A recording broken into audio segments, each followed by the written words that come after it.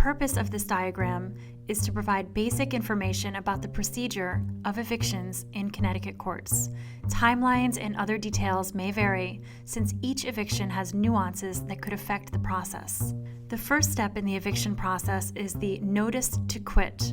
The notice to quit is prepared and handed off to the state marshal to be served on the tenant. On the 5th day after the notice to quit is served, the attorney prepares and serves the summons and complaint that is also served by the state marshal to the tenant and filed with the court. Approximately 10 days after the summons and complaint is filed with the court, the tenants have to file an answer and appearance and any special defenses that they may have with the court. If the tenants fail to file the necessary paperwork with the court, the landlord's attorney can move for a judgment by default. 6 days after the judgment by default, the court clerk can sign off on the execution.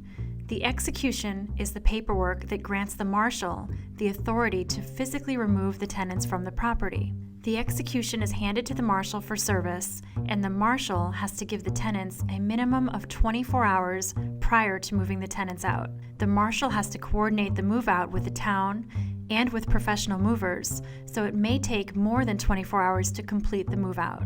If the tenants do file the necessary paperwork with the court will not issue a judgment by default, but will instead put the case down for a hearing.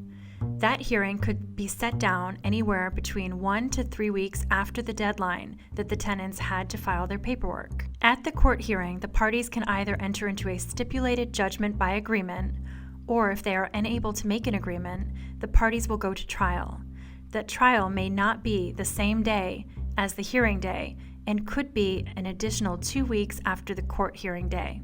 Stipulated agreements vary, but usually give the tenants some time to vacate the property and are a final agreement. After the time has passed on the agreement, the court issues the execution and the marshal moves the tenant out. Again, this video is meant as a summary and does not constitute legal advice about your case.